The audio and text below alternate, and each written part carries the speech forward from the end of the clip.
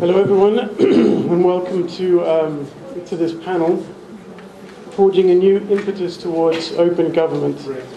I'll start standing off so the people at the back can see.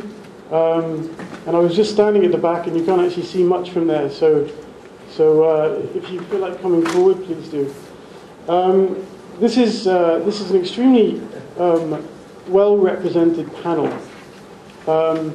What we've got happening in the international community, which is of direct relevance to the countries in this region and to the people on the panel, is a move towards open government.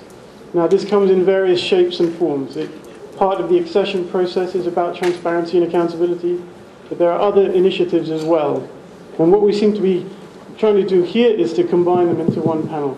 My name is Neil Campbell. I'm with the Open Society European Policy Institute in Brussels, the EU policy arm of the Open Society Foundations. It's a pleasure to be here, and thank you to PASOS and TRPM for arranging and having us here. We're going to stick to the order of the speakers that we have in the program, so no preferences either way, although I'm sure you want to not hear another British voice for a few minutes, so Ambassador, you may have to wait a little bit. And I think this kind of panel, we have four speakers with intricate knowledge of the topic, and I don't want them to lecture us for 10 minutes at a go, so we'll be at about 50 minutes by the time you get to participate. So I'll ask the speakers to keep it to around 5 to 7 minutes, and then we'll open up for questions from the audience, and we'll try and have an active discussion on these issues. So if I may, I'll sit down now. Our first speaker is Linda Austere, and she comes from civil society, and I feel it's a good idea for her to start, although she does advise government in various capacities. I think you've had a long experience with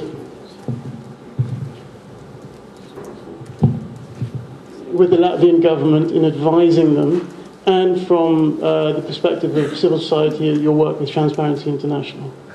So, and I'd just like to remind you of the four questions that we're trying to approach here. How credible are government's action plans within the OGP? Should civil society organizations be partners or independent observers in this whole process? What are the regional challenges for civil society engagement? And the significance of OGP with relation to developments with monitoring mechanisms, for example, Romania, Bulgaria, Croatia, and also an additional point of how can OGP be used as a way to combat what is called the democratic deficit. Is it an effective tool? So Linda, over to you.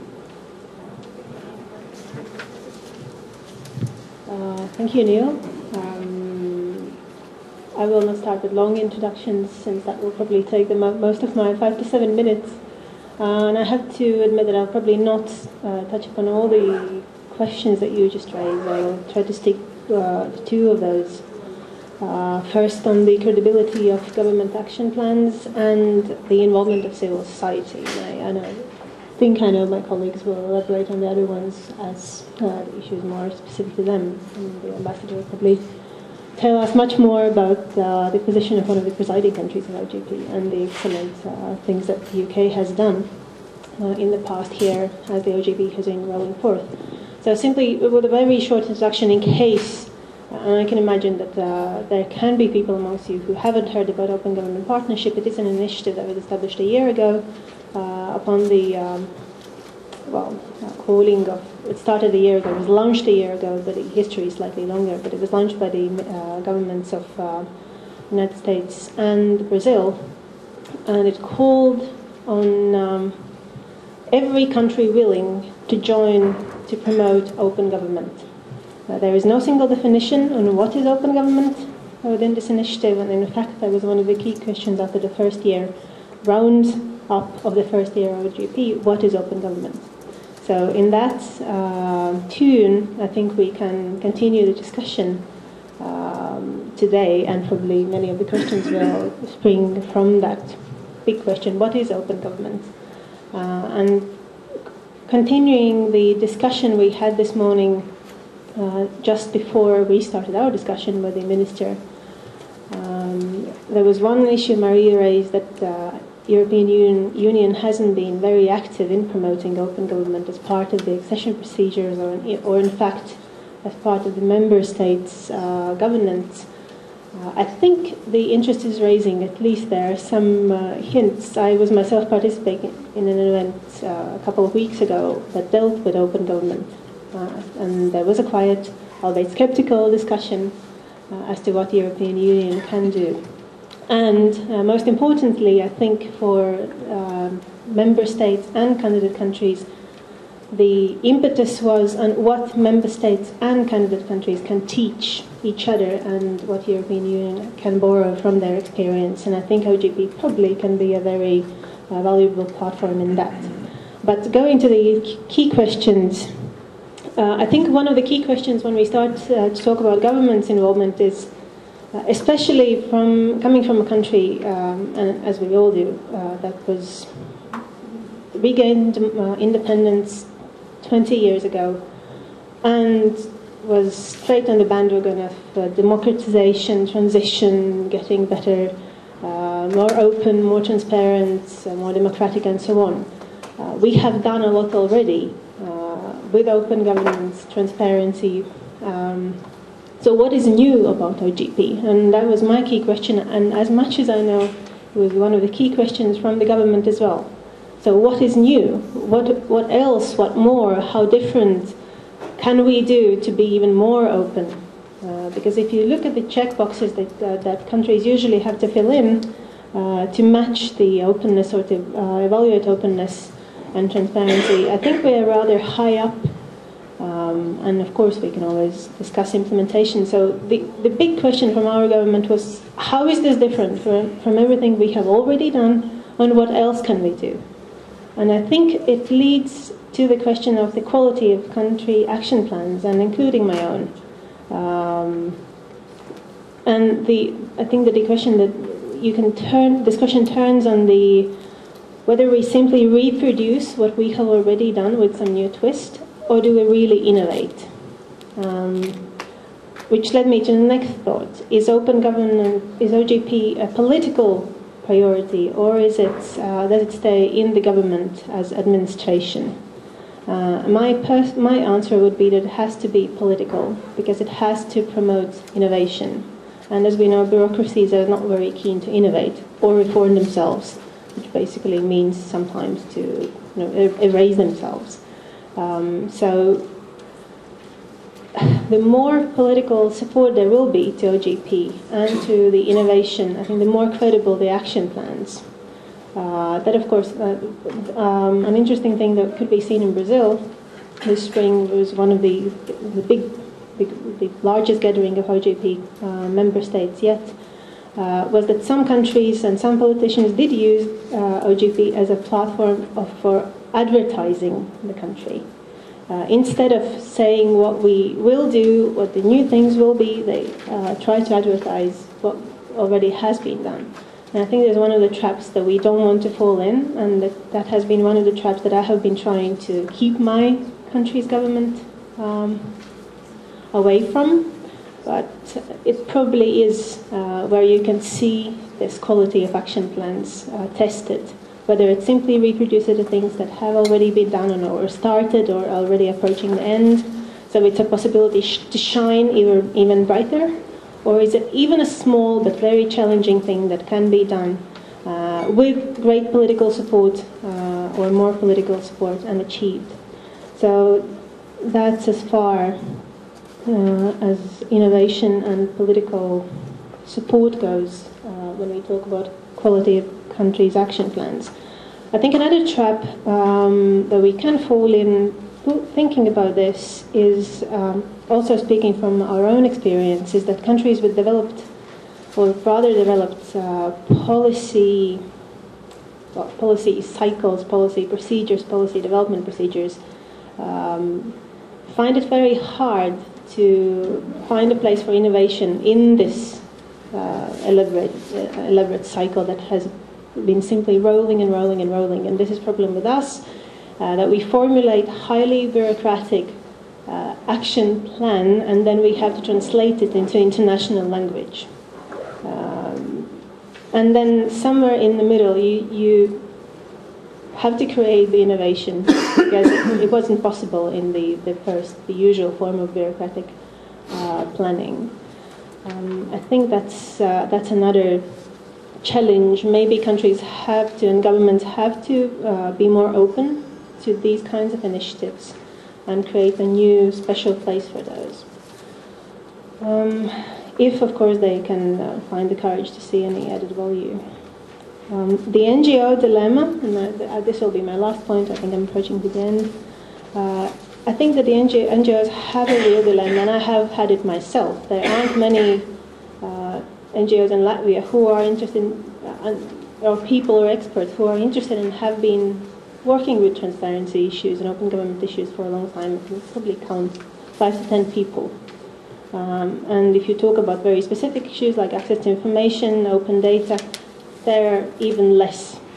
So how can you both support and criticize? I don't think it's a new question I'm raising here, but you have to pick your sides. You can't be on both.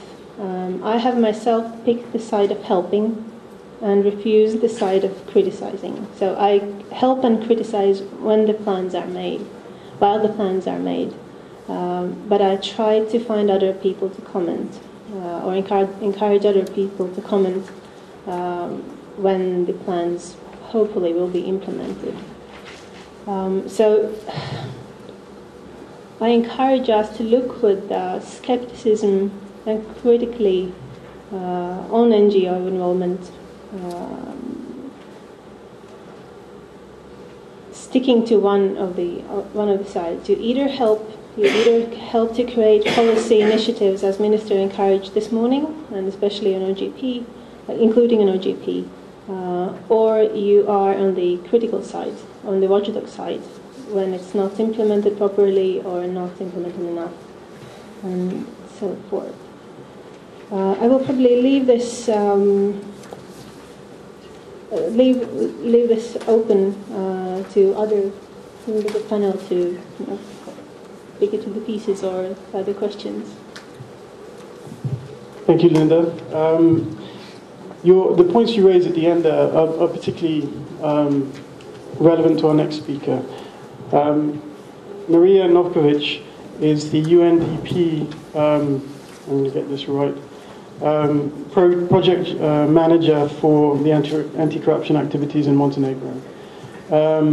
This question of how to link up citizens with civil society, with the OGP, and the official commitments that are put forward. Now, for those of you who aren't aware of the scale of OGP, in its year of existence, or more than a year now, there are approximately 57, I think, countries have committed in some way to being part of it. Approximately 47 action plans have been written, and these are supposed to be developed in coordination with civil society. These action plans are then used by the government. Within those action plans are commitments which the government is then held to account on by civil society. Now, this implies a whole lot of consultation with civil society, understanding of the civil society within the country, and then the mechanisms and the knowledge and the access to be able to monitor how those action plans are rolled out. Now, within 47 action plans, there are about 700 commitments. So already this is a fairly massive body of work. So Marija, from your perspective, and I know you've written on this in both personal and professional capacity, citizens' participation. Do they get involved? How can they be better involved? And what do you think the prospects for the monitoring mechanism are? So over to you. I have one for this. And and I think it works. And I apologize for breaking the concept that the organizers have set out for us. This is very nice, but it doesn't fit with my personality, sorry. I cannot stand still. Thank you for that lovely introduction. It is actually spot on with what I wanted to share with you today, but I have to start by saying I am an OGP enthusiast. Okay, I am very enthusiastic about the OGP, in spite of the fact that recently I wrote mostly about some of the drawbacks to be avoided. But for our collective reminder, OGP does stand out. It stands out from other anti-corruption instruments or conventions for me for three reasons. Due to its focus on new commitments, and this is very relevant to what Linda was saying, in the OGP community we cannot simply recycle items from various national sectoral strategies. We have to innovate, and OGP is about new commitments. It also aims to harness the powers of new technologies, and for me, I am a bit of a geek, and technology is changing our lives rapidly and in ways that we cannot foresee. Digitalizing everything means giving everyone a seat at the online table, and it's really one of the emerging ways for citizens to communicate with their governments. Social media, Twitter, Facebook, they are closing the digital divide, and they are also closing the communications divide, and they help build the trust. Just as a way of example, Croatian online communications team for the government, they post approximately 110 reactions or comments or questions or answers to citizens on Facebook. So 110 interactions per day on Facebook. It's very two-way. And that's one of the things that I like. And the third point where OGP stands out, it's empowering the citizen. And citizens should be empowered in this quest for transparency, accountability, and better governments. And that's how we bring in this new player to the scene. So far we've talked about the government's role of civil society, but for me it's really the focus is on how citizens get involved in this process. My personal belief is the citizens of OGP countries, and they are now going to be 58. Argentina expressed desire to join. So citizens of these 58 countries, that's close to 2 billion people, do they have a voice, and do they know about the OGP and the opportunities it presents to them? Are we talking to the grassroots level? And my final question, and I hope everyone in this room doesn't hate me for raising it, NGOs in your countries or NGOs that you're part of, do you have a civic mandate? Are you communicating to the grassroots, or are you just, in a way, a new hybrid of political actor? So, do you communicate to the grassroots? For this issue of citizens and how well they are informed about the OGP, I believe that's what inspired the UK government, who is now chairing the initiative this year, to communicate more on the opportunities of the OGP. That's one of their 4 principles or 4 main vision strands for this year. So to bring this all back to Montenegro and how it pans out for your average citizen. UNDP Montenegro was approached by the government of Montenegro to help develop a platform for e-petitions. So an online tool where we use technology to make it simpler and more effective for citizens to influence policy making. That's the project that I was in charge of, and we did it this year in a matter of months. Montenegro is a very small country. Some stats for you, and please let me know if I'm running out of time. We are 620,000 people, really not many. We have 76% of adult citizens. Average age of our citizen is 37, and apparently half of the country is on Facebook. So an opportunity, yes.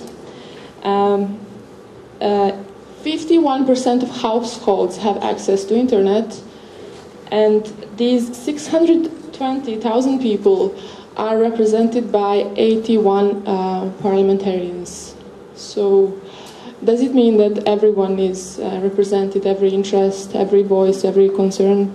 I don't think so. I think citizens should represent themselves. So my question is, are citizens policymakers? Are they empowered to do so? Are they interested? Are they capable? Do they wish to engage in political processes?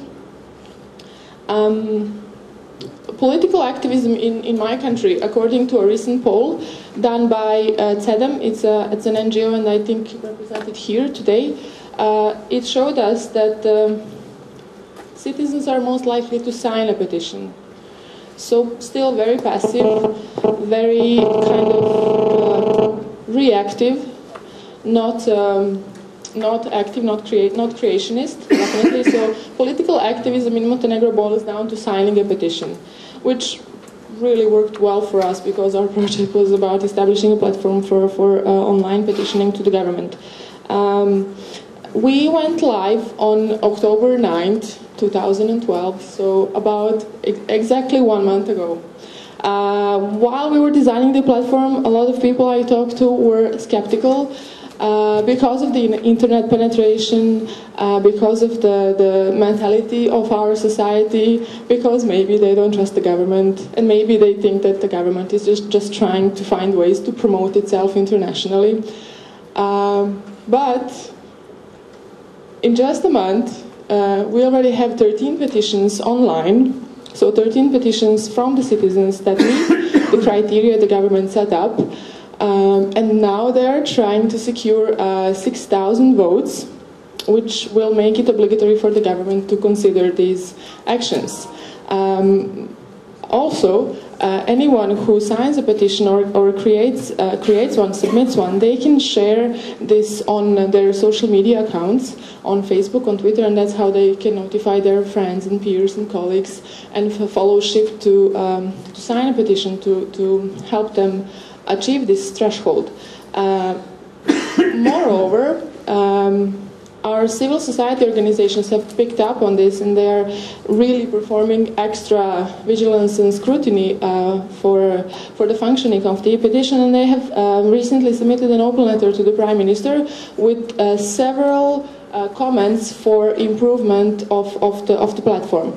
And they, of course, they claim that 6,000 signatures is way too much for our citizenship and for, especially given the internet penetration. So the government sat down with these interested NGOs, and they had over a 2-hour-long discussion about the criteria for e-petitions.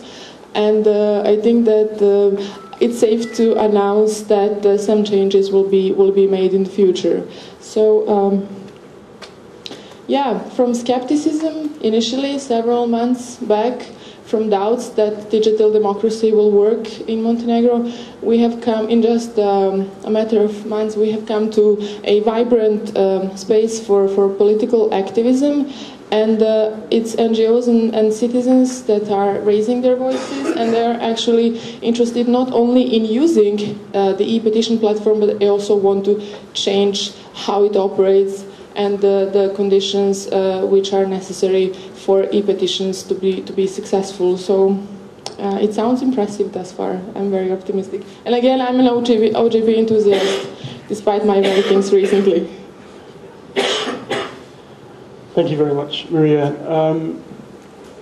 So going from that, there is definitely a situation where the adversarial versus a partnership and dichotomy exists. So how do we bring civil society that may in some societies see themselves as the opposition, the force for shouting, making noise, pushing government, rattling the cages, to actually becoming part of this process.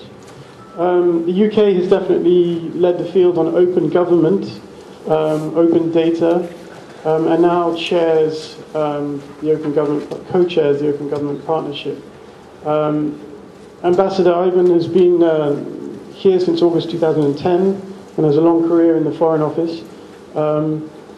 Now, to provoke you maybe slightly, the system of diplomacy, and certainly the Foreign Office, in fact an ambassador recently said this in Dubrovnik, you're not exactly trained to be transparent. That's not the operating method of diplomats for various reasons.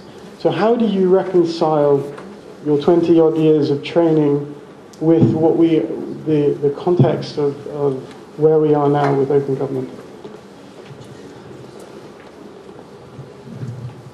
Thank you very much, Neil. And I will have to thank my colleague from Dubrovnik then next time I see him. I should be extremely open with him about my own views. I'd like to thank, firstly, the Centre for Research and Policy Making, and also the Policy Association for Open Society for holding today's event. I think it's highly commendable, and I think huge gratitude should go to all those involved in making today's event possible. Also, of course, thanks goes to the supporters as well, the think tanks, the funds, the foundations, and the Slovak embassy as well in supporting the event today. It's a privilege for me to be able to say a few words and share some thoughts with you. I'll try to take the advice that was given from my left, from Linda. Don't just use this as a platform to tell you how wonderful things have been in the UK context, so I won't. I will also take the topic of this panel as my framework, which is about a new impetus, which I take to mean looking forward, not backwards, anyway. And thirdly, in fact, last speaker from Montenegro kindly mentioned 4 principles that the UK is trying to encourage the OGP community to embrace. And I'd like to actually tell you about those 4 principles. I'm here representing our Cabinet Office in the UK, our government department or ministry responsible for the lead on open government in the UK. And I know that they'd be delighted if I'd share those 4 principles briefly with you. As I do, I'll do my best effort to touch on the questions as well that have been put before the panel. The UK is tremendously proud to be the lead co-chair on the Open Government Partnership. With that comes a very high degree of ambition. My own Prime Minister said publicly, we want the UK to be the most open government in the world. That's a pretty big aspiration to have, but it has been the guiding light for the UK's co-chairmanship. One of the aspects of the chairmanship over the next 12 months has been to set out 4 principles by which we would like to see the future of open government develop. The first one is to show that open government can drive growth, that transparency itself can be an economic power. In the financial crisis that we are all experiencing at the moment, it becomes even more evident to me that arguments surrounding open government and greater transparency in a way that can achieve growth, create jobs, create better livelihoods for communities is going to be a much more successful argument. So one of the vision strands that the UK has for the coming year is to create that argument and start to set out the case. It means having good examples, of course, of where there has been growth generation. It means driving greater use of digital efforts to share data in the most efficient and effective way, and to identify opportunities as well at a commercial level for civil society to work together with government to harness economic potential. The second strand is about ensuring that OGP as a community, as an initiative, is respected internationally, recognised globally, that it has a brand status for open government that is given respect by international partners. They want to join, they want to participate. I was delighted to hear, I didn't know it, that Argentina is now becoming the 58th participant. And I think part of the international recognition, part of that comes with it something that other bits of the international system do so well. If you look at the United Nations Human Rights Council in Geneva, a few years ago it developed a system of peer review, a way of asking countries to look at other countries' human rights standards, to hold them to account, to put questions forward, to challenge them. Only the other day I think there was a record number of challenges, criticisms, questions put by the international community when Sri Lanka was receiving its peer review. It's an incredibly powerful mechanism. One of the things that the UK would like to see as part of the vision in the future for OGP is an international review mechanism. And this mechanism would be supported by independent experts so that we can have peer review, country to country, civil society to civil society within that process, so that we can actually hold each other to account in a more measurable way. But if countries have a tendency to simply say how wonderful life is in their own country, there are others willing to ask the difficult questions. And I think that is essential. A third strand is to exploit all the opportunities for greater communication. That means to highlight some of the successful examples and projects in country plans, so that each national country plan has an ability to share its best practice and offer examples to other countries who might see ways of using or even building further on those models. To make sure that even at a country level, we don't lose the coherence in open government, so that what is happening at a very local level is shared and best practice replicated at the national level too. And the UK's talking now about the idea of smart cities. Those who do open government so well have used it successfully, use them as beacons in the community for other cities to try to connect up the dots for a more consistent approach. And also, as part of the communication opportunities, make the case continually for how greater transparency improves the provision of public service, how it improves governance and increases democratic accountability. And I like the idea of the petitions mentioned in the last presentation. The UK government has introduced a system where if 100,000 people in the UK sign a petition, it can then be introduced into Parliament as a proposal. So I'm very pleased to hear other countries doing similar things with the use of online petitioning.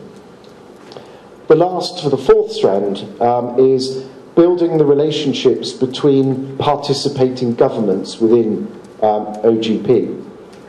I think that means to share our own new working methods where we discover them, to build on them so we have even more effective models, and a bit like joining the dots nationally, doing it internationally. So having our regions share best practice, having a few really good global examples would be a tremendous way of encouraging those countries that are not yet participating in the OGP to see the benefits. So four guiding principles in the vision. Firstly, to show that open government can drive economic growth. Secondly, to make sure that OGP has global recognition and respect. Thirdly, to communicate the opportunities that are on offer, including for public service, standards and governance. And lastly, to build the relationship between governments and share best practice. Those are the visions for the next 12 months. I will try to answer a few of the questions I promised I would, and I'll try to do that very, very briefly. What are the challenges? Briefly, I think with countries that have differing cultural histories, different mental approaches, different attitudes, different societal values in many cases, it's always going to be difficult that you will have so many, a big variety of perspectives on what open government is. One of the first things said on this panel about the definition, the difficulty of defining it. People will have different views, different capabilities, different capacities, different expectation levels. I mean, that is all true. I think that's going to be a tremendous challenge. I think even for countries like my own, that perhaps feels quite advanced in terms of the journey down open government, there are still phenomenal challenges. In 2015, the UK government wants every patient to be able to access their doctor's records online.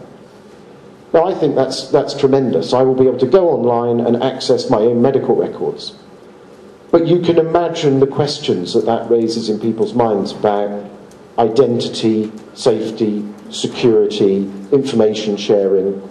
So there are challenges nonetheless, even as life gets more complicated in open government.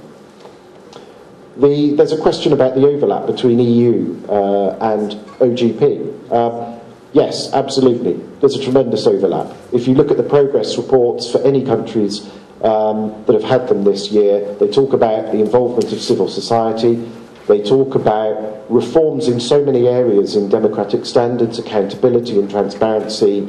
Yes, there are areas where there are tremendous overlaps. And I would encourage any country, both embarking on reforms under the EU accession process and integration process, and as a member of OGP looking at open government, just to make sure that you keep the consistency between those two processes, because I think they can be mutually supporting in a really efficient way. Is civil society an observer or a participant? It was an easy question for me. It's definitely not just an observer. I think the whole project fails if it's just an observer. My own country has a tradition of rule by consent, and that's an interesting concept in the starting principle is we don't do government to people. It is a participatory process. And even difficult decisions in the government, like by the end of 2014, a referendum on Scotland and independence, even difficult decisions like that, at the heart of it is this notion of the consent of the people, democratic process, asking people to be involved in decision making. So I only see it as participation. And 8 years ago, I went to a presentation on development aid, how it was successfully delivered by governments overseas. And the British government was working on a model of development assistance based on a list of things that people needed most in certain countries. One of the countries was India. And they identified the top 3 things that people needed. Then they went out and did a survey and asked 600,000 people what they wanted. They came up with the same 3 things, but in a different order. And that revolutionised the way that our development ministry started to look at putting people at the centre of development questions and development decisions. So participation, absolutely. I know in many countries civil society will be perhaps less strong, perhaps more politicised, perhaps have less instant connections to people perhaps, or even governments. But I think it is an essential feature, and building the trust and confidence at the very foundation level is a very good starting point for OGP. I haven't answered all the questions, but I've tried to touch on some of them so I do justice to being on the panel. Thank you very much for listening. Thank you, Ambassador.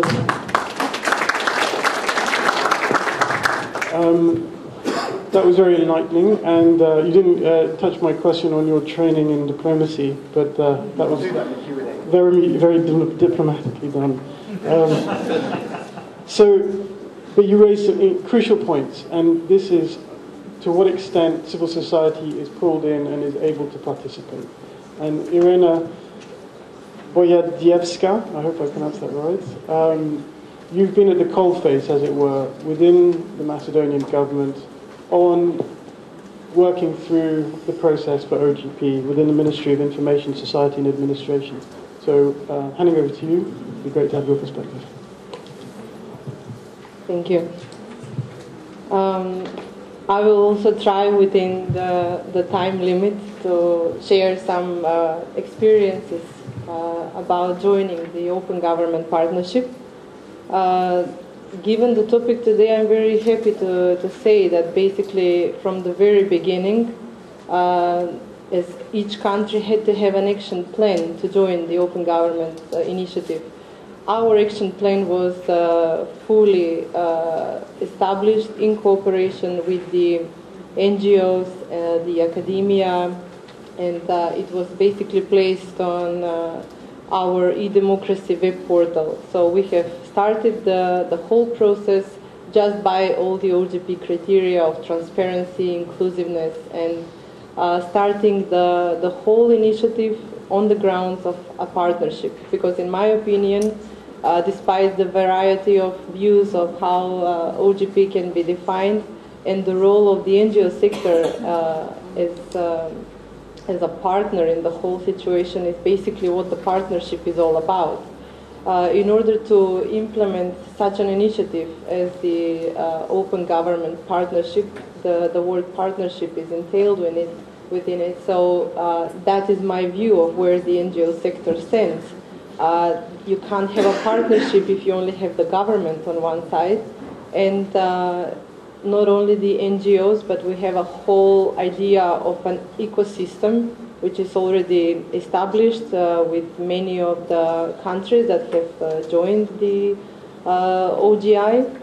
And here we have the institutions, so the administration, we have the NGO sector, so the civil society, we have to have the academia, we definitely need to have the developers, and I will get back to them. And of course, last but not least, and the ones that are maybe sometimes more difficult to get engaged is the media. Media tend to come and cover the kind of events, but they're never here till the very end to realize that they actually need to be an effective partner in the Open Government Partnership development. But of course we will pay different attention to them. In respect to the role of the NGO sector, we have gathered actually very valuable inputs about developing our action plan. Many of these issues that have been touched here today, such as the e-petitions, the efficiency and effectiveness tools, about policy making, all of these things are part of our action plan. And what I must actually underline here is that the countries who joined the Open Government Initiative based their action plans about timeline from 2012, let's say, to 2014. All of these strong commitments that the countries made are impossible to achieve within only these 2 years. So what my experience shows when we were looking at the other countries' action plans and when we were designating our priorities was that many of these things were already in place. For instance, UK has their national archives. They were not only built there overnight, and they were not only built there for the purposes of the OGP. And all of this inclusive participatory decision making. For instance, in Macedonia, we had already established the e-democracy portal prior we joined this initiative. We already had a single electronic registry of laws where everyone can participate in the policy creation. So, in my opinion, this is just a better way to foster all of these activities and improve them in the ways where they didn't manage on their own. And that is only in terms of transparency, efficiency, effectiveness, and engagement.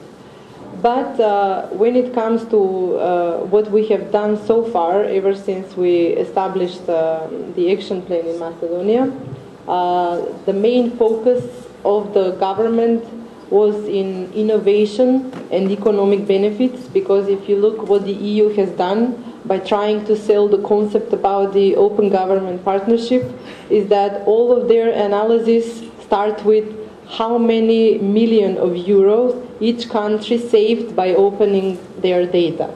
So it is mainly about the public sector information reuse, and by opening the data, we believe that it will not only increase the transparency, not only correct the government's data, not only make everyone more effective and efficient, but also stimulate innovations and economic boost, because this is data that the government already has, so it should be released freely and everyone can find its benefit. And for these purposes we have established the Open Data web portal. It was the starting point of the implementation of the action plan. At the moment we called it a demo version, which can be seen on the presentation at the moment, and it's demo because we're still testing whether the data meets the criteria, the 5-star criteria. It has to be open in every sense of the word. It's not only a PDF file, it has to be open and satisfying the ICT criteria so that everyone can reuse it.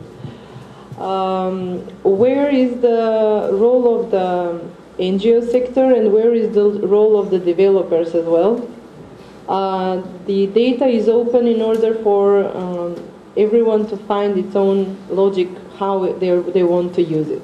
Many of the NGO sector representatives work on different type of projects, and they struggle with data that they can analyze and use for the project purposes. And sometimes they come across data which varies in the quality and in the preciseness coming from different institutions, and this is one of the best ways actually to share everything that the institutions already have and give it freely to everyone to reuse it.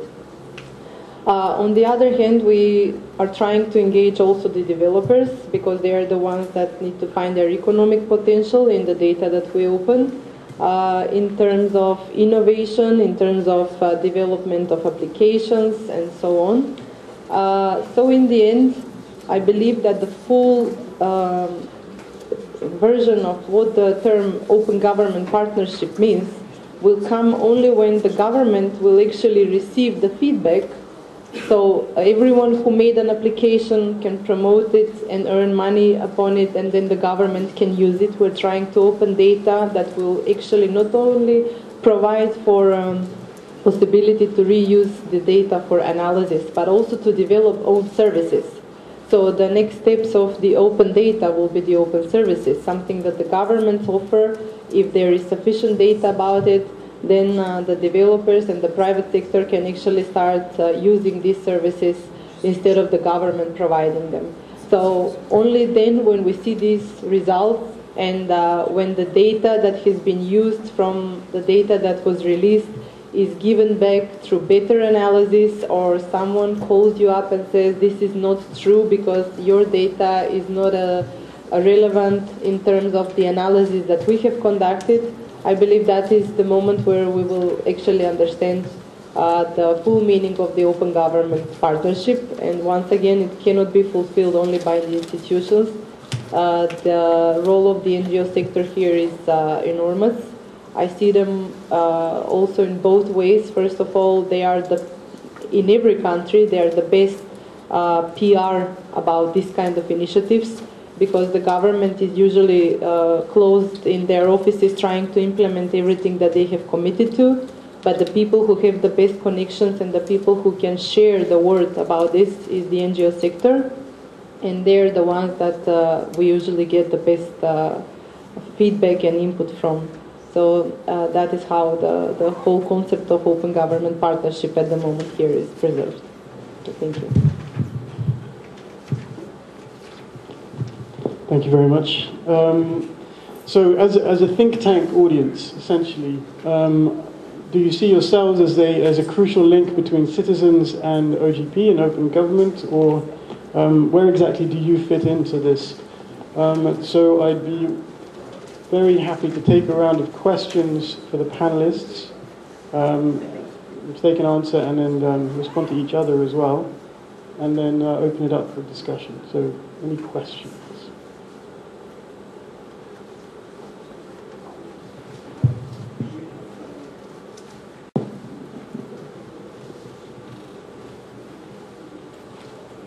Hi, my name is Owen Young. I'm from the International Centre for Policy Advocacy, and I would like to play devil's advocate here. To what extent do you think that, so it seems in everybody's discussion here we've talked about open governance and it's been somehow co-located with all of this kind of online presence and e-governance.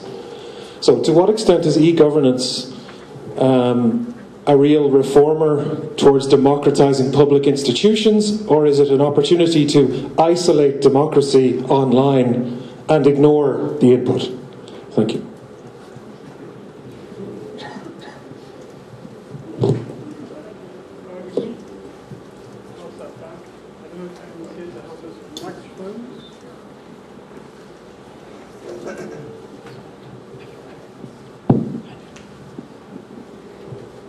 I will continue the devil's advocacy. I have more of a comment, if that's possible. My name is Tanja Hafner-Ademi. I am the Executive Director of the Balkan Civil Society Development Network. I'm very thankful for the local host organization that invited us, because we are not a member of the PASES, but we have some common members and we follow PASES. And they are sometimes, thank you very much, they are sharing also our work and what we do as a network. So we are a network of organizations in the Western Balkans and some of the new member states that work on civil society development. And we had also taken great interest, I have taken my personal great interest into this initiative, because one of the cornerstones of the principles of OGP is civic participation. And this is actually my comment and maybe response, because actually all of the speaker has touched upon, and everybody's urging, let's have NGOs, let's have civil society. But actually that has been I think the missing link and the missing element that I have seen so far in our region. I was also had the possibility, by chance, not by invitation, to participate to a consultation to the action plan in Macedonia, because I'm based here in Skopje.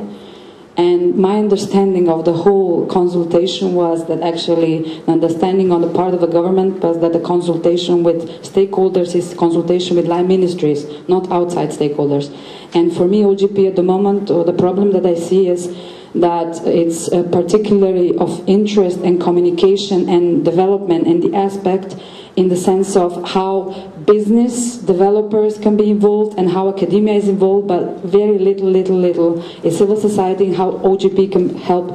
What was Marija's, call or open question in the beginning, how can it help the EU integration process on the good government side and participation, not just effectiveness and effectiveness. So for me, I know that recently there was a whole European meeting organized on OGP, the first one in the region, where civil society was for the first time brought to actually understand and hear what is OGP, but there is nothing since. In Macedonia, for example, I know that in the OGP plan, the way civil society is involved in that process, that the government's new strategy for cooperation with civil society is noted as a way of involvement. So my kind of throw into the public is also that, is the civic participation and how important that is, and the opening of the whole thing. So it's not just opening via websites.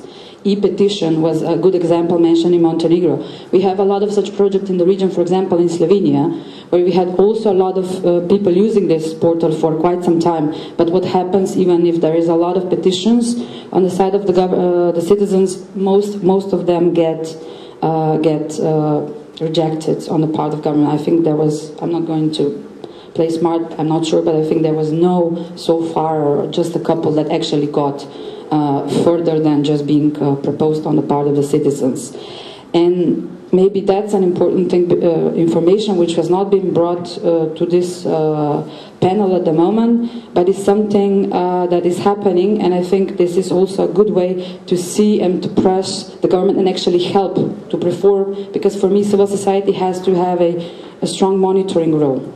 Maybe the think tanks now, I would urge, explain, advocate, just explain and say what is OGP, what is happening, because people don't know, first of all. Civil society doesn't know. And the second, what is happening in terms of the monitoring, because I think that's an important role civil society should have, is that an organization, Access Info Europe, which I think a lot of you should know, they work a lot on transparency on European level, is started a whole new process of development of government standards.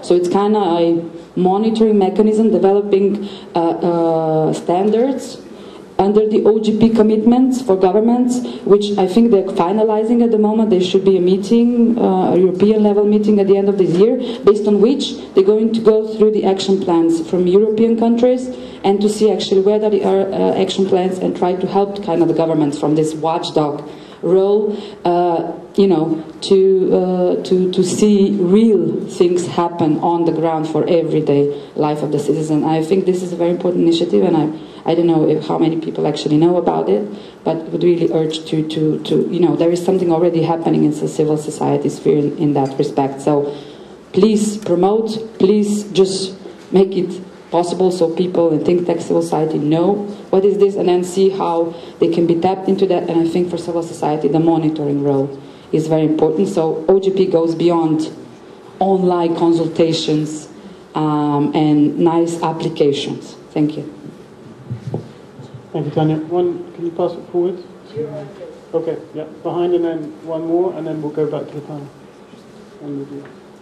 Anna Stulovska from Analytica, Macedonia. I have a concrete question for Ms. Bojadzievska. So I'm interested, how is this OGP implemented in Macedonia? So do you have some concrete example and some maybe best example or cooperation with civil society, for example, that you can mention? Because from our point of view, well, it depends from institution to institution, but it is not always that all ministries or institutions are open for cooperation with the civil society. And I can just mention our one concrete experience with the Enero platform, where there's this draft laws and you can give comments. So we've made comments, but we receive no feedback. So are comments taken into consideration? How are they processed? Will they be accepted, partly accepted, and how and why? Thank you.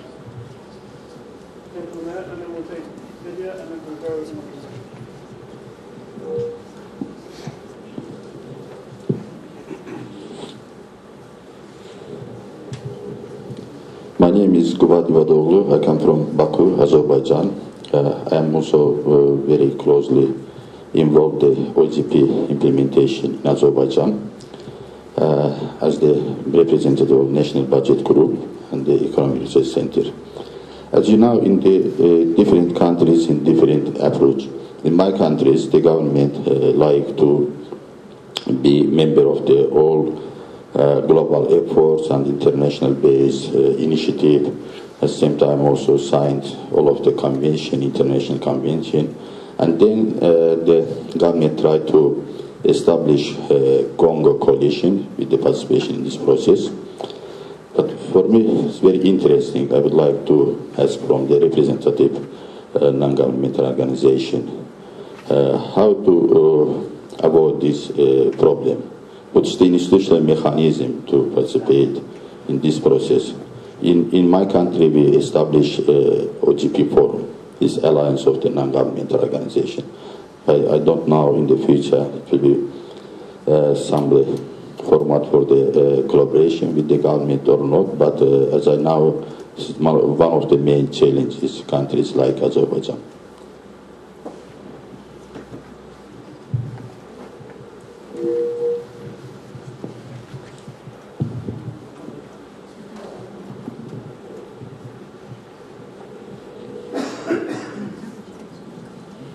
Okay, my question is also going to be for the Ministry of Information and from Macedonia. We're an organization that monitors the accession process of the Republic of Macedonia. And it's very normal that when you monitor the process, you stick to what the EU is expecting for you. One of the policy areas that we monitor is public administration reform, which is also part of the high-level accession dialogue.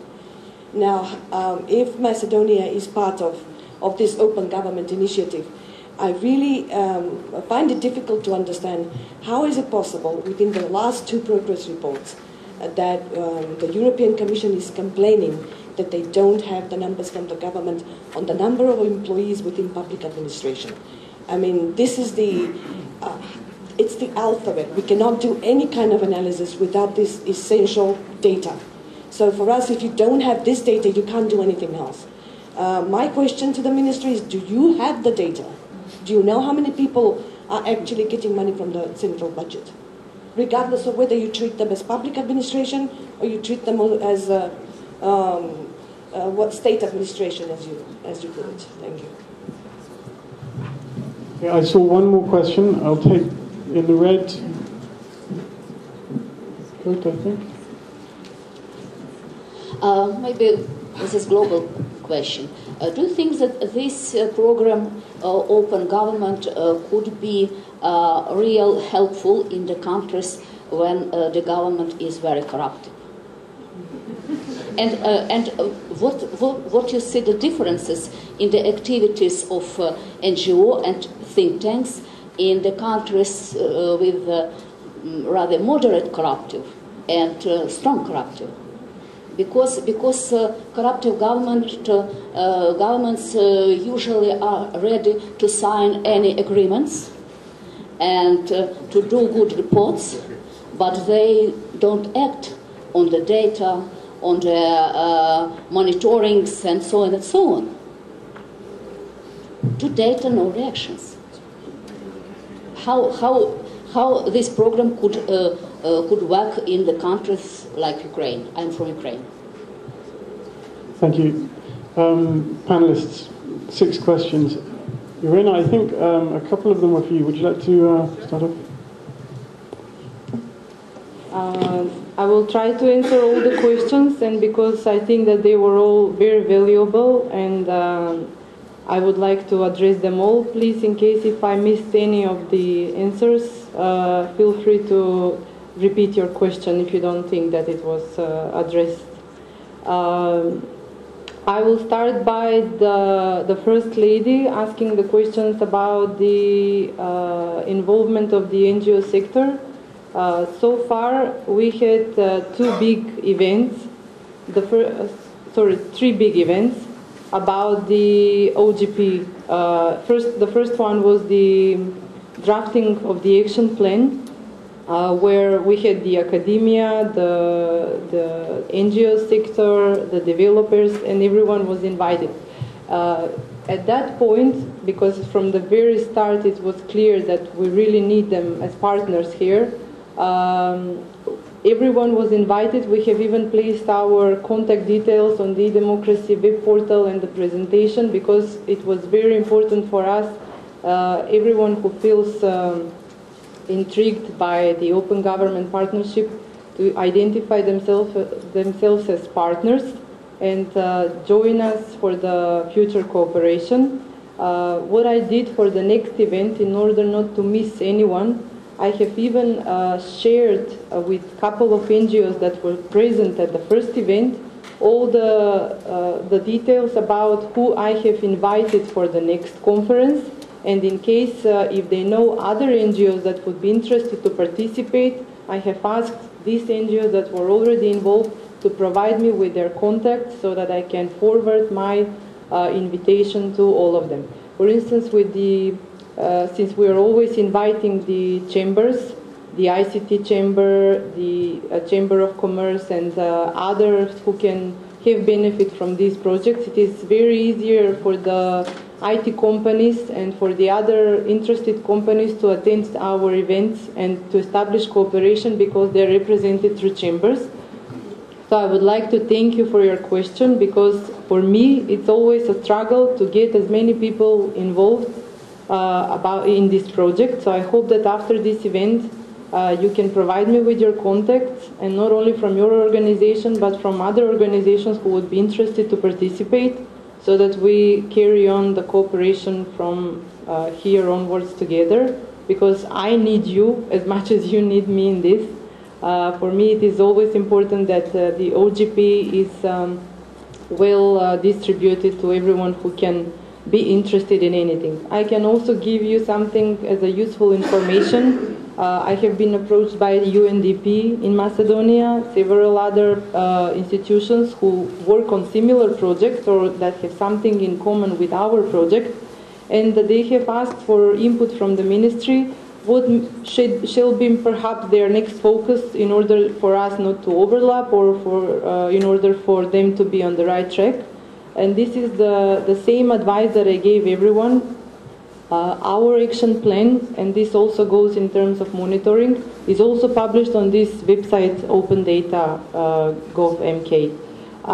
choose any of the activities that you want to have there. Choose anything that is of your matter of interest, and let us know that it is something that you want to work on. We will be happy to cooperate, because the action plan is enormous.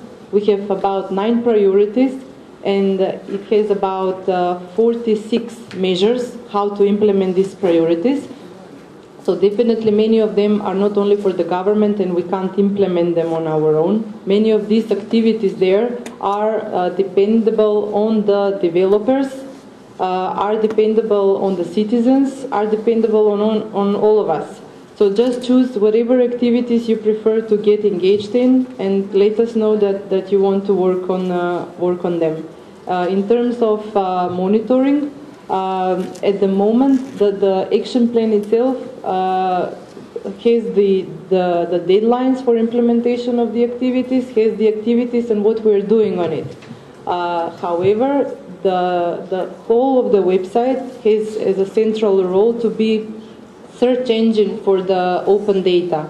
And since many of this information come from the other institutions, this is like a searching engine which re-navigates you to the data that is provided by the institutions who actually has this data, because we can't, as a ministry, guarantee of the latest updates and the preciseness of the data that is provided on this website. So it's our work to make sure that everything there is in place.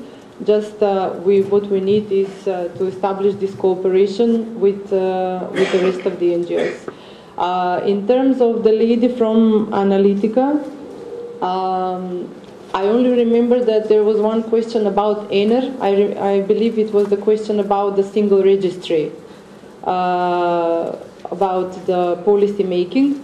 What I know about it's a different website apart from this one, open data. It's the ENER GovMK web portal, where all the institutions are obliged to publish their draft laws, so that the citizens can get involved. There were sometimes, because I am also in charge of providing answers for one of the laws that is under the competences of the Ministry of Information Society, there was some technical problems that you can't always get see the reply that the institution provided, but I believe that was solved. But if you think that the answer was not provided from the institution that is actually proposing this law, we can make sure that the comment is passed to the person that is in charge of providing this answer from the competent ministry. And sometimes I know that the people who are administrating this web portal are actually contacting them because they are obliged to provide you the answer. So in case if you don't get the answer, please contact the administrator of the web portal, ENER. The details of the web administrator are there. If you can't find them, I will provide you with this, but I'm sure that pretty much this contact details of our web administrator is there, because then the system automatically sends your question to the ministry who is in charge of drafting the law. Now, I believe there was one more question from this lady, but I can't remember because there were many questions at the moment. I will ask her to repeat the question after I provide the last answer that was addressed to me from Mrs. Lydia. Your question referred to the registry of civil servants and public servants, and whether the budget users, yes. What I know that our ministry is in charge of having 2 registries, registry of civil servants and registry of public servants. It's really time constraining, so I didn't have time to tell you everything about how this OGP thing and the open data works. We are obliged, and one of the institutions that is our partner here is the Directorate for Personal Data Protection. These 2 registers have been submitted to them so that they tell us which columns we need to extract, because these registries that the ministry has have the names, the surnames, the identity number, the social security number, the health security number, and this is all personal data, so we need to extract some of this data and then we're going to, these registries are going to be published on the Open Data portal. I don't know them by heart. There you can find them. I think already some of them are published on our website. But as soon as they anonymize them, because we can't share personal data, you can have both registries. I'm personally not in charge of the public administration department. I'm in charge of telecommunications and media, but in terms of open data, I know that these are the two registries that our ministry has already sent to the directorate, and once we get the comment what needs to be taken out of there for the purposes of respecting the law on personal data protection, the registries are going to be open for everyone. And then you can see exactly how many people actually are members, part of the civil servants and the public servants.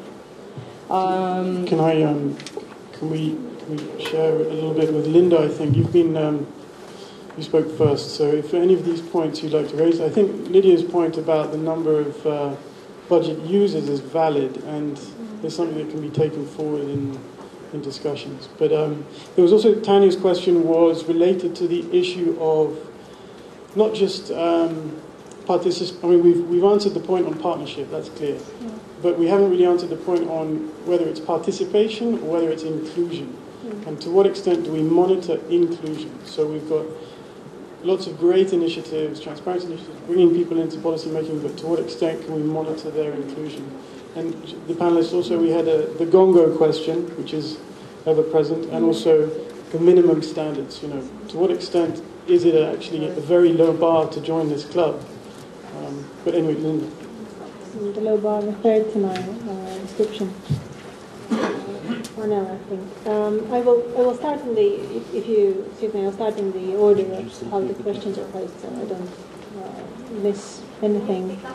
Yes, I can speak in a microphone. That will help.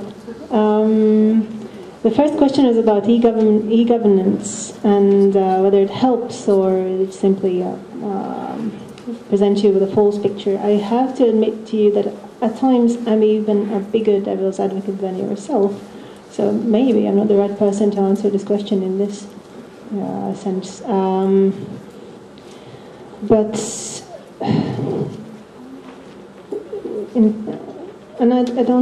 I think that many countries see it as part of the OGP. I know that many countries see it as part of the OGP activities, and there are others who see it as a challenge to be developed in OGP. But this was one of the points that I mentioned earlier, that coming from a country that has most of these platforms already, and most of them, if not majority, were established from the grassroots, like the petitions portal, the Open Data portal, they have been developed by citizens, not by the government. And then the first one, the petitions were negotiated to become part of the rule of the parliaments, and so the questions trickle in there. And the open data has sprang up in one of the policy documents, and it's probably going to be negotiated. So in this sense, it is more grassroots rather than top-down in Latvia. But generally, I agree with you on one point, and this is my criticism of enthusiasm, is that we tend to hype things, and we tend to hype things on the NGO side. We see the new thing and we jump on it, and we tend to forget the things that happened before that. And partially there's of course a question of money. Money goes to new things, and it's saved on old things from the part of our funders. And this is where I would encourage everybody to keep our eyes open and think that we're started before, instead of jumping on new things, these, and things those, and etc., or because it's simply more fashionable today. So in this sense, I see a real threat in this regard. But when the next question that Tanya put forward, I thank you. That's also an excellent question. I have been talking and thinking about it quite a bit, and also from a rather skeptical side. I'd like to be in the skeptical side, because I think it broadens your horizons and it invites more issues to be opened. Whether OGP is a partnership of governments or is it a partnership between governments and civil societies. One thing I had a chance to be part of one of the meetings organized by UK.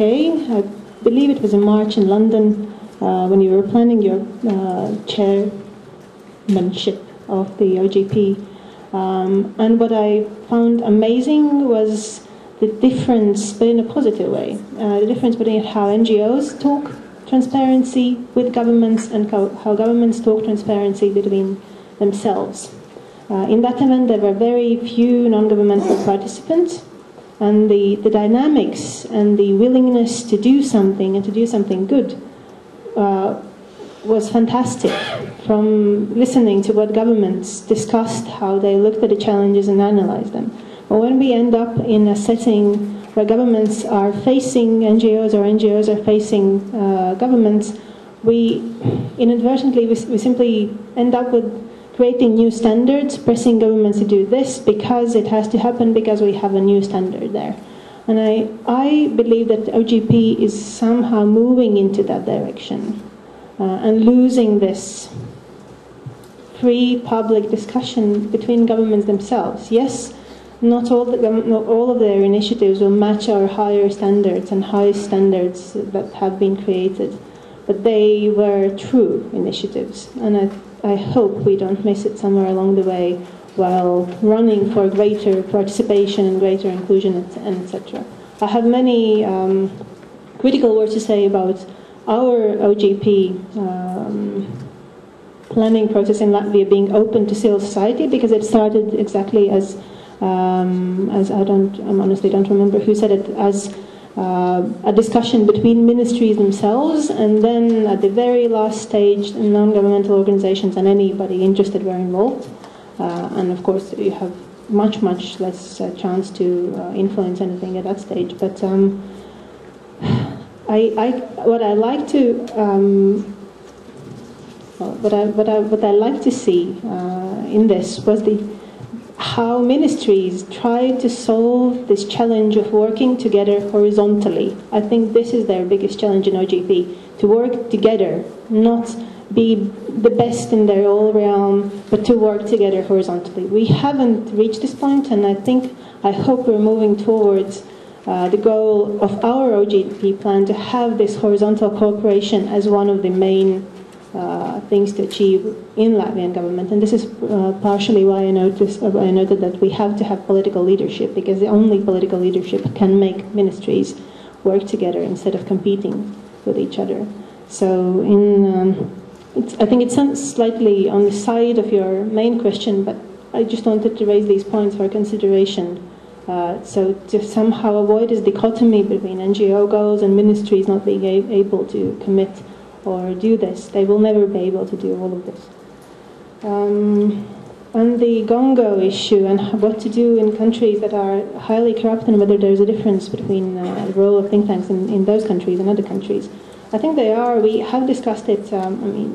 We have problems with corruption. We have never tried to say that we don't in Latvia. And as a think tank, we also have been in a situation where we have to decide, so what do we do? Do we stay as these objective, advisors sitting up there and advising and not coming up with watchdog-like announcements? And in truly critical times, we have come up with very loud things. It has only happened, I think, once or twice. So we have tried to stay where we belong, unless things are so bad that you simply can't not react. So that would be my answer to the think tank question. But when it comes to Gongos and Azerbaijan, and I think many other countries, not many other, but probably some other countries, I believe that OGP is a great platform for non-governmental partners to be very open about what happens and to criticize. And of course, I realize what I'm saying. If I would propose this to a Central Asian country to criticize their government on an OGP platform, wouldn't be a wise thing to do, probably when they go back home. So consider your options of being. But what I know from those examples from Central Asia, that they can be critical very diplomatically and also be very influential by doing that. So I think there are experiences to be shared. But I think this is about openness, right? So be open, even if you can't influence their action plans or their actions, but you can be open. And other countries probably have a bit more leverage on the government level than you would have on the civil society level. So I will end with this. I think I've taken a lot of time, and I will pass on to Ambassador. Yes, please, Ambassador. Thank you. The questions have been pretty well answered, but I think there are three I'd like specifically, if I may, to take on. The first one was a tremendous question about, are we isolating democracy by putting everything online? I thought that was a great question to ask. I'd also like to touch on the final question about what happens where countries are experiencing much higher levels of corruption, and whether the bar is actually far too low to join. And then lastly, because I promised you, Neil, I will answer your question about training in the diplomatic service. In fact, maybe I'll do that one first. I've been in the diplomatic service for 23 years. When I was a young boy, there was a very famous television programme in the United Kingdom called Yes Minister. And it painted a somewhat jovial picture of civil servants as people who basically definitely did government to other people, didn't consult, were not particularly interested in their views. And to draw on one example, in the National Health Service basically said it would be much easier to run a hospital if only there weren't any patients. So that just gives you a flavour.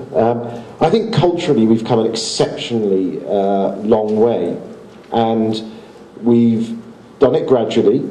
Certainly in my own service, increasingly there is a greater understanding of the benefits of taking an open approach, being open with people, involving civil society, certainly over my career. So my first year in the Foreign Office, there was not just openness in terms of external stakeholders in civil society, but even internally there were problems with openness. The very first annual performance report written on me, there was no obligation to show it to me.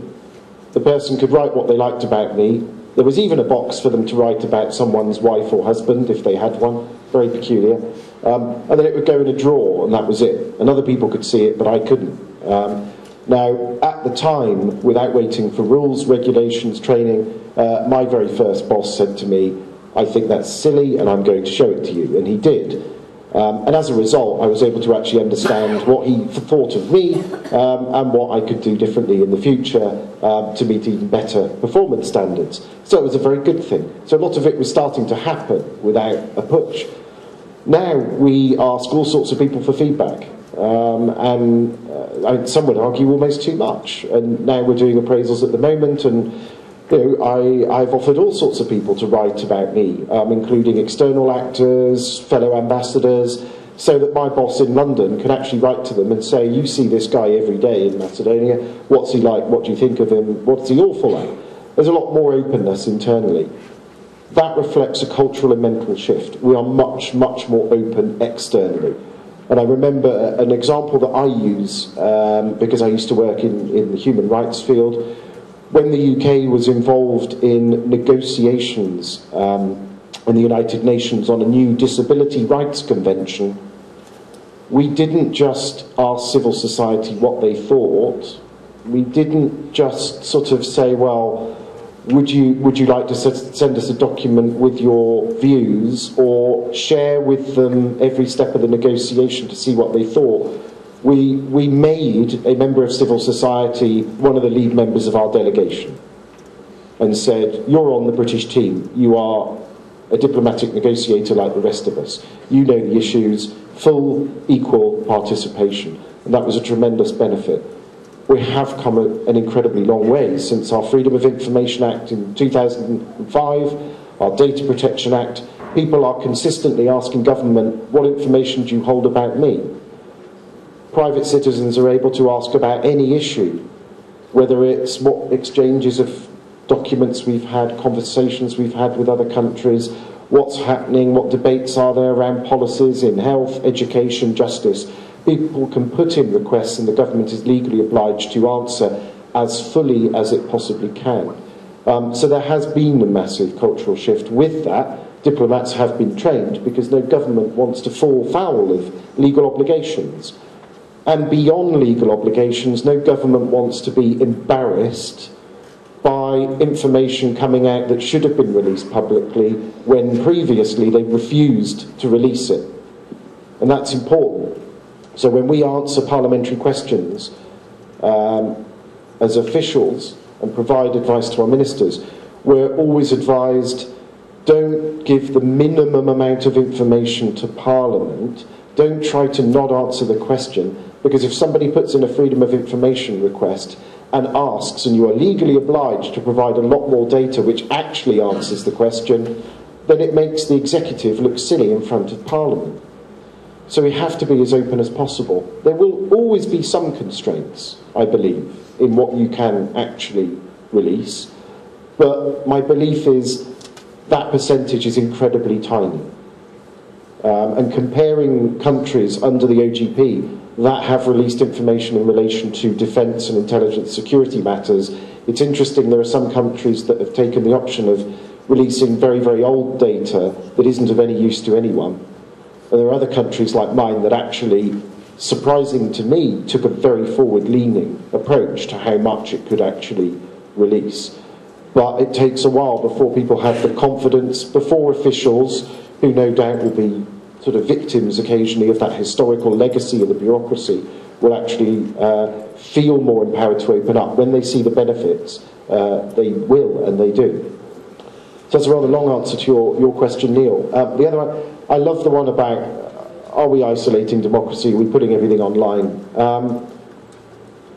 Hard one to answer. I think it's a brilliant risk to identify. I think there's a yes and no. Having had more than 500 years of democracy and institution building in the UK, I don't think we want to get rid of it in favour of putting everything on the internet. That's simply not an instinct.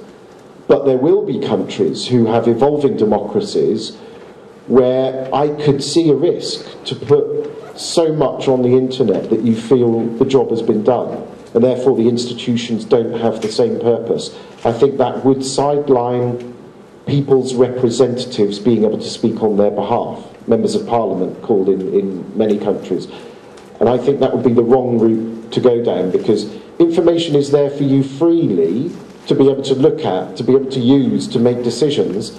That doesn't mean everyone is going to. We have busy lives. There's a lot of information coming at us. So I think the value in having representatives who have specific mandates to debate these issues on behalf of large groups of people will remain a common feature of life. There's another risk, which is there are many countries where you could put all the information you like on the internet and find that because of the low internet usage, nobody actually can physically get to it. So there is a cynical approach that could be taken as well. And I think that having peer review is really important because it allows you to make comparisons. And some of the critical comparisons and judgments that governments and civil society organisations will make can be tested through that process with questions just like that. The last one is is the bar too low? If I may sort of say, I don't know that we have a sort of officially government-stated view on this. So I'll have to speak a little bit more personally. I don't think there should necessarily be a bar, and the reason is, when I spoke about the Human Rights Council earlier and its peer review mechanism and its ability to hold other countries to account, my imagination tells me that if some countries could never run to be members of the Human Rights Council in the first place, would that make it a credible body when it decides to say something about human rights in a particular country? There is a real risk of disenfranchising any interest, any involvement, any attention at all. And I could imagine if the Open Government Partnership said, OK, you have to have a certain gold standard before you can be a member, that doesn't allow the OGP to conduct peer review in the same way as if countries can be a member even if perhaps they don't look so gold standard as many others. Because it should be a process of encouragement, not just a process of criticism. It should be about sharing examples, sharing best practice. Many of these things are in the UK vision that I talked about earlier. I don't believe it's only about criticism. And I think sometimes that's where we see life slightly through a polarised lens. I think it applies to civil society too sometimes. Civil society occasionally sounds as though it believes its role is only to criticise and pressure. That's not partnership in my view. It is about getting alongside people. It's about having a persuasive case. It's about having governments that go to civil society and ask them to be involved, because the credibility of civil society has been shown, their value has been demonstrated. There will be pressure as well, let's be honest, there will be criticism, but if that's all it is, it feels less attractive to governments. And I think in the UK that value's been demonstrated in a way which makes government want to go out to civil society.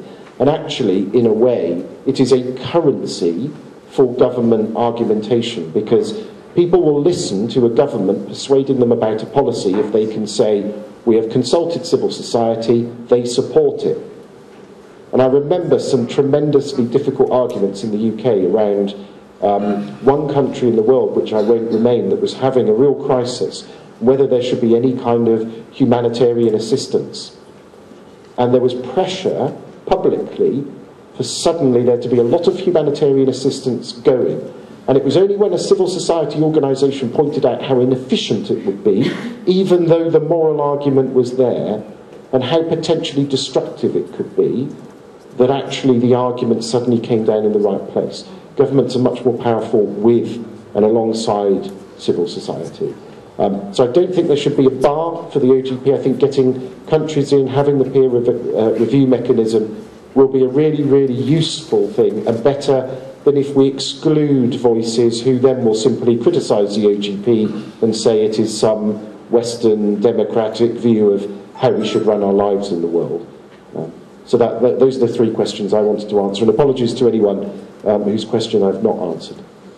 Thank you, Ambassador. We started a little bit late, so Marija, you have the last word, and don't make it short. Just you still have time to go through those questions.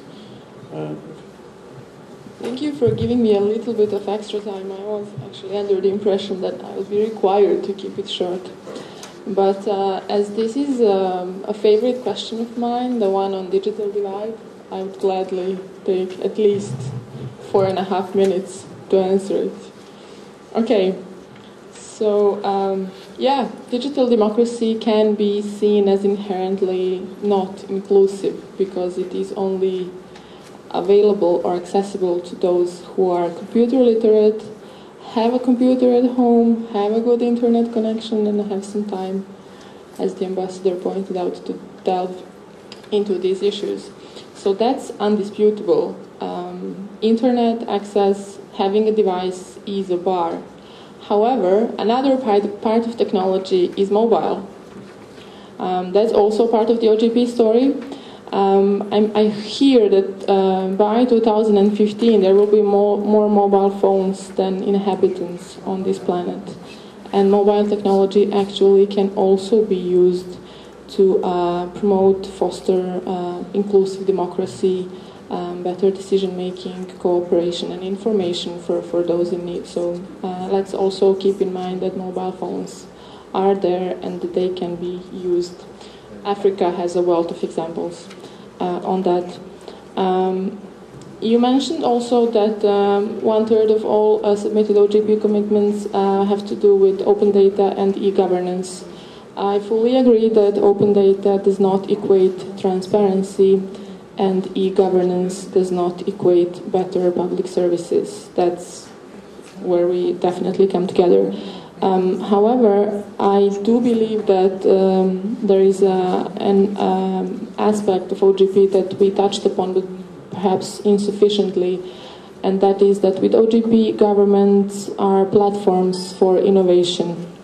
Open data is just the first step. It's an initial thing that it's a take that any government can make. It's a box that any government can tick, but what we need from open data is people who are willing to interpret these data sets and make products on top of them so that they actually are useful for citizens. Just as a way of example, anyone can build an application that tells you which is the most reliable bus route, for example, or you can look for hospital data and see which hospital is best for example, complex surgeries. And that touches our lives. That's what we are interested in. So definitely a space for technology to help boost public sector performance. Yeah, we shouldn't ignore offline participation and offline communication. There has to be a mix, a well-balanced mix of both offline and online. But we also cannot ignore technology. We cannot ignore the fact that with internet communication is real-time and two-directional between the government and the citizens. And I may know a lot of people, but I don't know everyone who might be interested in the cause I'm pursuing. So with Twitter, for example, I have massive outreach in my country or globally. There's even a term, tweet diplomacy. A lot of advocacy is actually taking place on Twitter for social good. What my major takeaway from the OGP is that it's a platform for innovation, because we must not forget that citizens are the foremost experts for the problems in their communities. There is a great interview that I encourage everyone to see with the mayor of Calgary in Canada, and he said the best public transport expert is the lady who takes the bus every day. That's what we are looking for with OGP. People to identify problems in their communities, but also people to identify solutions to these problems, and there will be a civic hacker, I'm sure, out there to help build a solution, and that in itself is inclusive. And it's about co-production of services, and it alters the dynamics between the governments and the citizens, which for me is the foremost vision and goal that the OGP aspires to achieve. Thank you very much. Thank you very much to the audience and to the panelists. We covered a lot of ground, and there's a lot more we could have got into in deeper depth, as the title of the session says, but we can't. One thing that struck me as we're talking about the cultural shift that we're looking for is the extent to which, even in Brussels, getting this cultural shift moving is a tricky business. And I work on a daily basis with EU officials, some of who are amazingly responsive, cooperative, open to input. Others aren't. And there's actually very little you can do about it. The guidelines, the cultural shift is personalised at the moment. So this is something we're trying to do in Brussels ourselves. Thank you very much to all the panellists. Thank you to you for your questions, and apologies for cutting into your coffee time.